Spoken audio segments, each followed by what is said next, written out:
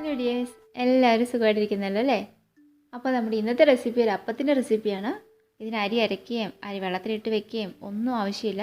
അപ്പോൾ എപ്പം നമുക്ക് വേണം തോന്നുന്നോ അപ്പോൾ തന്നെ നമുക്ക് റെഡിയാക്കാം. 5 മിനിറ്റ് കൊണ്ട് മാവ് റെഡിയാക്കി വെക്കാം. 10 മിനിറ്റ് കഴിഞ്ഞാൽ എപ്പോൾ വേണ്ടത് നമുക്ക് ചുട്ടെടുക്കുകയും ചെയ്യാം.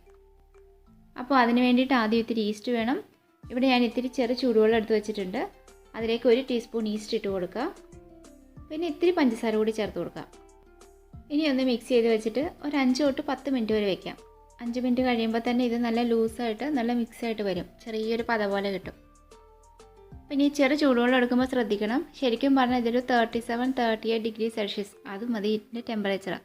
അപ്പോൾ നമുക്ക് തൊട്ട് നോക്കുമ്പോൾ വലിയ കാര്യമായിട്ട് ചൂട് അറിയാൻ പോലും ഇല്ല. 37 ഡിഗ്രി സെൽഷ്യസ് എന്ന് പറയുമ്പോൾ നമ്മുടെ ബോഡി ടെമ്പറേച്ചർ അല്ലേ വരുള്ളൂ.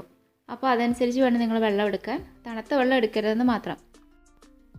ഇപ്പോൾ ഇതൊരു 5 മിനിറ്റ് കഴിഞ്ഞിട്ടുണ്ട്. കണ്ടോ, ചെറിയ പത പോലെ വന്നിട്ടുണ്ട്. അപ്പോൾ ഇനി നമുക്ക് മാവ് റെഡിയാക്കാം.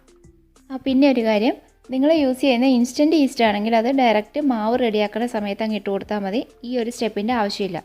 ഞാനിപ്പോൾ എടുത്തിരിക്കുന്ന ആക്റ്റീവ് ഡ്രൈ ഈസ്റ്റാണ്. ചെറിയ തരിതരിയായിട്ടുള്ള ഈസ്റ്റ് ഇല്ലേ, അതാണ് എടുത്തിരിക്കുന്നത്. അതുകൊണ്ടാണ് ഈ ഒരു സ്റ്റെപ്പിൻ്റെ ആവശ്യം. മാവ് റെഡിയാക്കുന്നതിനായിട്ടൊരു മിക്സിയുടെ ജാർ എടുത്തിട്ടുണ്ട്. അതിലേക്ക് 1 കപ്പ് റവ ചേർത്ത് കൊടുക്കാം.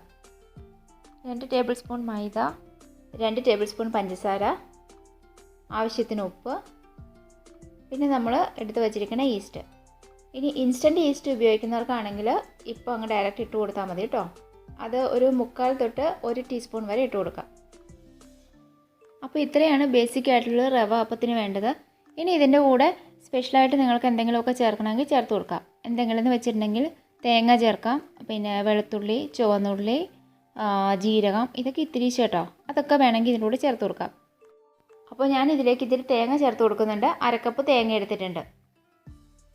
ഇനി നമുക്ക് നന്നായിട്ട് അരച്ചെടുക്കണം. അപ്പോൾ അതിന് വേണ്ടിയിട്ട് വെള്ളം വേണം. അത് ഈ മുമ്പേ പറഞ്ഞ പോലെ തന്നെ ചൂടുവെള്ളമാണ് വേണ്ടത്.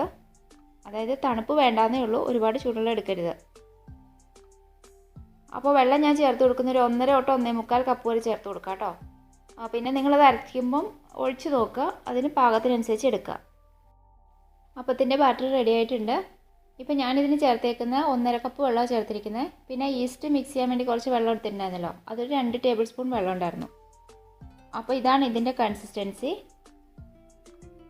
ഇനി ഇതൊരു 10 മിനിറ്റ് ഞാൻ റെസ്റ്റ് ചെയ്യാൻ വെച്ചിട്ട് 10 മിനിറ്റ് കഴിഞ്ഞ് എപ്പോൾ വേണമെങ്കിലും നിങ്ങൾക്ക് ചുട്ടെടുക്കാം.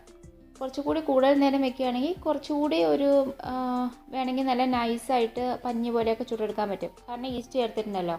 അപ്പോൾ ഇത് നേരം കൂടുതൽ വെച്ചാൽ അതിനനുസരിച്ച് കുറച്ചുകൂടി സോഫ്റ്റായി വരും കേട്ടോ. ഇപ്പോൾ ഒരു 10 മിനിറ്റ് കഴിഞ്ഞിട്ടുണ്ട്. ഇനി നമുക്കിന്ന് ചുട്ട് നോക്കാം. ഇത് ഏത് പാനിൽ വേണമെങ്കിലും ചുട്ടെടുക്കാം കേട്ടോ.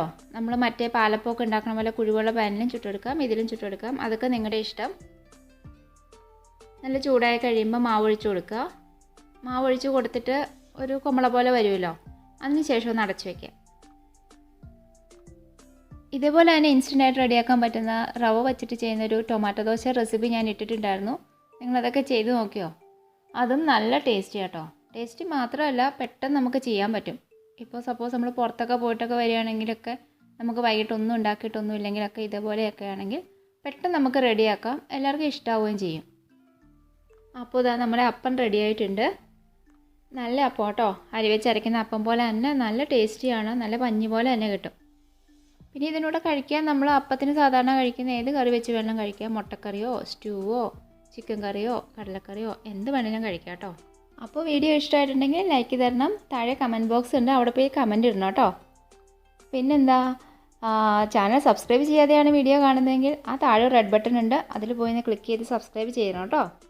അപ്പോൾ അതിനടുത്തൊരു ബെല്ലൈക്കൺ വരും, അതിൽ ഓൾ എന്ന ഓപ്ഷൻ കൂടി കൊടുക്കണേ.